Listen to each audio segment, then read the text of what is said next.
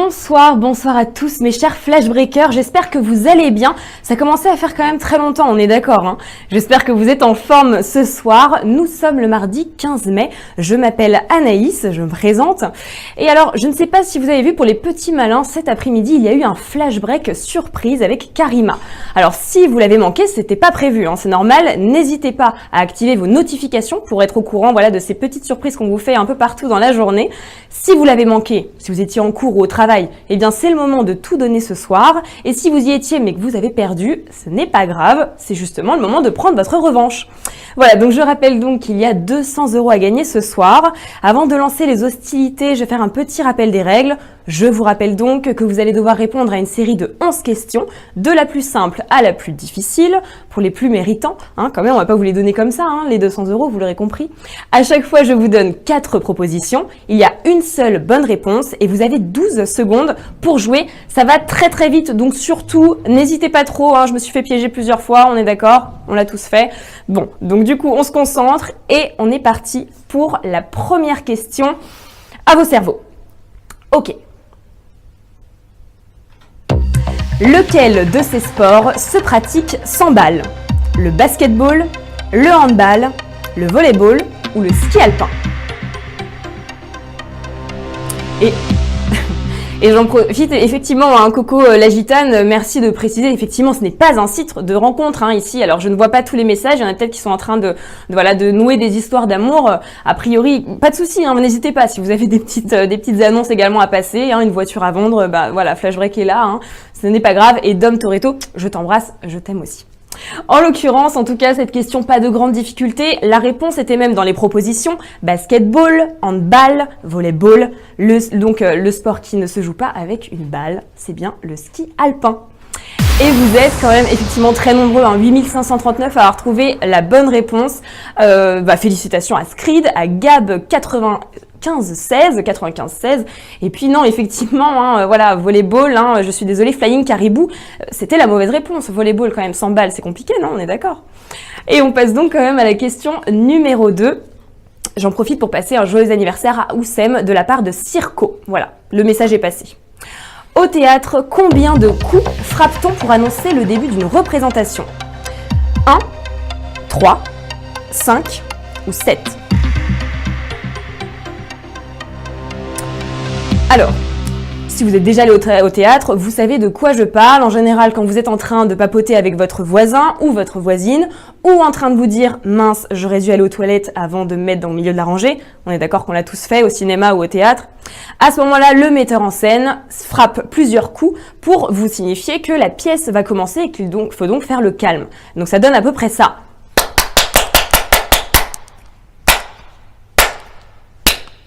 Voilà, vous l'aurez deviné, 3 coups pour annoncer donc le début de la représentation. En général, c'est un peu plus classe, ils font ça avec un bâton qu'on appelle un brigandier sur le sol du théâtre.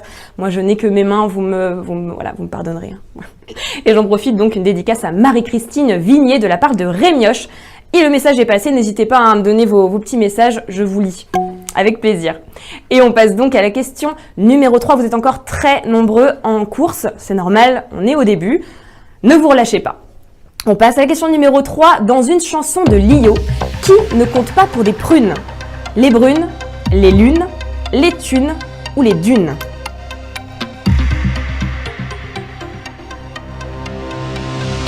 Alors, Lio de son vrai nom, Vanda Maria Ribeiro Furtado Tavares de Vasconcelos. Vous avez remarqué mon accent incroyable.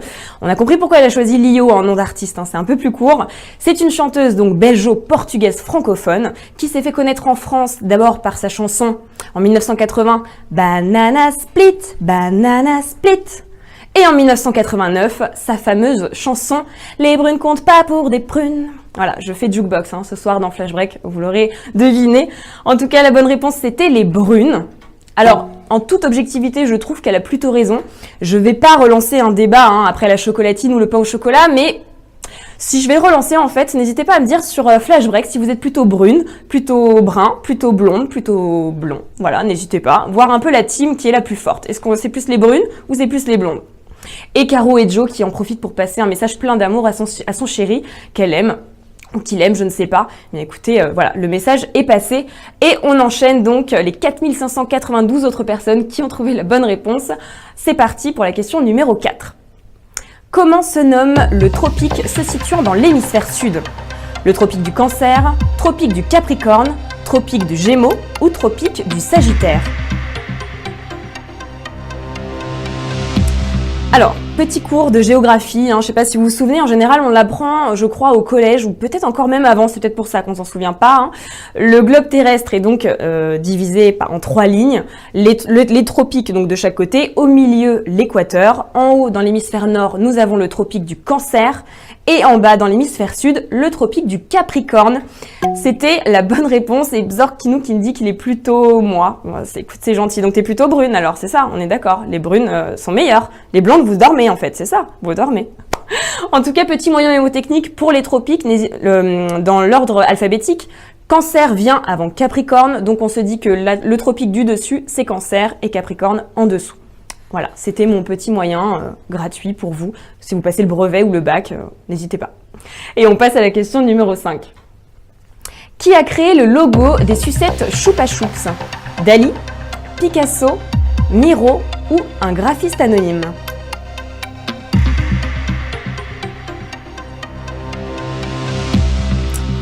Alors, la marque Choupa Choups a été créée en 1958 par l'espagnol Enric Berna. Et 11 ans après, il s'est dit, bon, la marque est vraiment cool, mais j'aimerais un logo suffisamment fort pour la faire encore plus marcher. Il a donc eu recours à son ami peintre, il a des amis sympas, qui lui a fait en une heure véridique, le logo qu'on connaît encore, qui n'a quasiment pas changé en 50 ans. Et ce petit génie, c'était Salvador Dali. Voilà, Salvador Dali qui a eu l'idée également de mettre le Choupa Choups, la marque, au-dessus de la sucette pour que ça se voit encore plus. Vous voyez, voilà, vous connaissez toute l'histoire de Choupa Choups. C'est follement intéressant, je le sais. Et on passe donc à la question numéro 6. Dans quel club Zlatan Ibrahimovic a-t-il signé au mois de mars dernier? Est-ce le Real Madrid, Bayern Munich, Los Angeles Galaxy ou New York Red Bulls? Bon, alors, a priori je ne le présente pas, même moi qui suis pas hyper calée en foot, a priori je le connais. Il a joué donc au PSG entre 2012 et 2016. Sur 180 matchs, il a marqué 156 buts. Je pense que le ratio est plutôt confortable. Il a quitté donc ensuite le PSG pour rejoindre en 2016 le Manchester United jusqu'en mars dernier. Et ensuite, Zlatan a décidé de voyager et d'aller voir du côté de LA, de Los Angeles. C'était la bonne réponse. Los Angeles Galaxy, vous êtes encore très nombreux, plus de 1000 en jeu. Je vois donc qu'il y a des spécialistes du foot. Je vous le rappelle pour ceux qui ne le sauraient pas, que donc tous les dimanches à 19h30, le Flash Break Foot vous colle éventuellement sur toutes les questions de foot. Alors si vous avez envie de tester votre culture footballistique, c'est le moment. Dimanche, ce sera d'ailleurs la première de Francesca Antoniotti qui sera avec vous pour vous poser toutes ces questions et tenter de vous faire gagner donc 1000 €. Et Zlatan, en l'occurrence, c'était l'indice du jour. Je pense que les petits malins l'ont repéré sur les réseaux sociaux. Et on passe donc à la question numéro 7. De quel astre le rover Curiosity explore-t-il la surface? La Lune, Jupiter, Vénus ou Mars? Alors, Curiosity, c'est une sonde, c'est un robot qu'on a envoyé il y a 5 ans sur cette fameuse planète pour en savoir un petit peu plus sur son histoire. Et on a découvert qu'il y a 3 milliards d'années, cette planète, en l'occurrence, était habitable. Donc si elle était restée intacte, ça veut dire qu'on aurait pu avoir, aujourd'hui, en plus de la Terre, des voisins martiens. C'était la bonne réponse. Voilà, Mars. Alors, j'ai Mike 78310 qui me demande s'il veut m'épouser. Écoute Mike, je ne sais pas si c'est le moment de dire que je suis un cœur à prendre ou pas. D'ailleurs, je vous laisse deviner. N'hésitez pas, vos pronostics sur Flash Break. Et Anaïs est-elle avec quelqu'un ou pas? On ne sait pas. En tout cas, vous êtes bel et bien là puisque vous êtes encore 911 en lice. Rizzy Blob, félicitations. Et désolé, Souille ou encore Jordan. Non, Vénus n'était pas la bonne réponse. On passe à la question numéro 8. Lequel de ces personnages ne trouve-t-on pas dans les bandes dessinées Astérix? Analgésix, Ordre Alphabétix, Cétobofix ou Fraudefix? Alors évidemment Astérix, hein, tout le monde connaît la bande dessinée qui a été créée en 1959 par Goscinny et Uderzo et qui depuis à chaque album nous fait découvrir de nouveaux personnages. Alors il y en a des tas, ils sont très difficiles évidemment à retenir. Moi j'ai particulièrement bloqué sur Choucroute Garnix par exemple, je trouve plutôt pas mal. Les Alsaciens, si vous reconnaissez, n'hésitez pas à vous manifester dans Flash Break. Ou Réseau Wifix, qui est assez cool aussi, on l'aime bien dans Flash Break. En tout cas, il y avait également Analgésix, Ordre Alphabétix, Cétobofix, et malheureusement, Fraude le Fixe n'est pas encore, ne fait pas encore partie des personnages d'Astérix, ne jamais dire jamais, il peut faire partie des prochains albums, c'est ce qu'on verra, et vous êtes encore 521, alors forcément là la question était un peu plus difficile, on perd beaucoup d'entre vous, surtout n'hésitez pas à rester, comme je vous le disais tout à l'heure, la question de repêchage est encore possible, là vous vous dites ouais mais elle est jamais arrivée, oui, mais si vous partez et que c'est ce soir qu'elle tombe, vous serez dégoûté, on est d'accord, donc restez avec nous et puis on s'amuse bien dans Flash Break. On passe à la question numéro 9. Pourquoi trouve-t-on des chauves-souris dans certaines bibliothèques portugaises? Pour protéger les livres, effrayer les touristes, ventiler les salles ou créer une ambiance.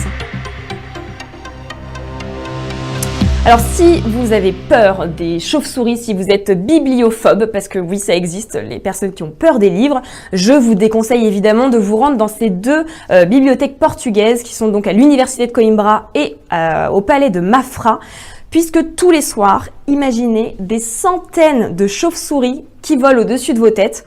Alors évidemment, ça demande une organisation particulière pour protéger les meubles. Et pourquoi on ne les chasse pas? Parce que ces petites chauves-souris, messieurs, dames, mangent les insectes qui jusque-là détériorent les livres anciens.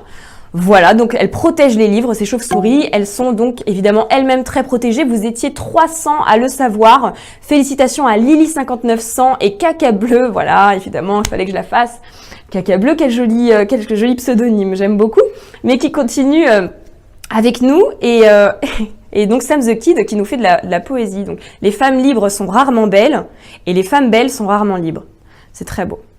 Mais du coup, ça ne me dit pas si les femmes, du coup, les plus belles sont les brunes ou les blondes, les gars. Vous ne me répondez pas, vous ne me dites pas. Et on passe à la question numéro 10. Attention, on arrive bientôt à la fin, surtout. Restez concentrés, vous êtes plus de 300 encore en lice, plus de 5500 à nous regarder. Merci de rester avec nous quand même et de soutenir les personnes encore en course. Quel cycliste était surnommé le pirate? Laurent Jalabert, Marco Pantani, Alberto Contador ou Eddy Merckx? Alors, c'est le 7e coureur cycliste à avoir fait un doublé en 1998 en remportant à la fois le Tour d'Italie et le Tour de France cette même année. Et on le surnommait le pirate parce qu'il avait un attirail assez particulier. Il avait le bandana, les tatouages un peu partout, les oreilles percées. Il ne manquait plus que le petit crochet, mais il aurait eu du mal du coup à manier son vélo, on est d'accord. En tout cas, c'était le surnom de Marco Pantani. C'était la bonne réponse. Vous êtes 267 encore à l'avoir trouvé. Décidément, on a quand même des fans de sport. Voilà, il n'y a pas que le foot dans la vie, il y a également le cyclisme, il faut le dire. Et on passe, attention, à la question numéro 11, la dernière question. En Suisse, quel ingrédient fait la particularité de la brioche appelée cuchole? Le cumin, la cannelle, le safran ou le romarin? Et je suis d'accord évidemment avec Laarl qui nous dit que toutes les femmes sont belles, évidemment. Laarl, nous sommes d'accord avec ça. Et les Flash Breakeuses sont encore plus jolies. Toutes les personnes qui sont sur Flash Break sont des canons. Il faut le dire. Je parle de vous évidemment, on est d'accord. En tout cas, la cuchole, mes amis, c'est une brioche suisse qui donc a tous les ingrédients classiques d'une brioche, mais qui est jaune, rendue grâce à l'épice, le safran. Oh, je vous ai fait un suspense incroyable et vous êtes 131 à avoir trouvé la bonne réponse et à vous partager les 200 € ce soir. J'en profite avant de partir pour souhaiter l'anniversaire de Marie-Clémence de la part de Ginny. Voilà, Ginny, c'est fait. J'espère que cette soirée et cette partie de Flash Break vous a plu. N'hésitez pas à aller nous laisser une petite note sur l'application, donc sur l'App Store ou sur le Play Store. Et puis on se retrouve demain à la même heure, Flash Break, 19 h. J'aurai encore le plaisir d'être avec vous. Je vous embrasse et je vous souhaite une très bonne soirée.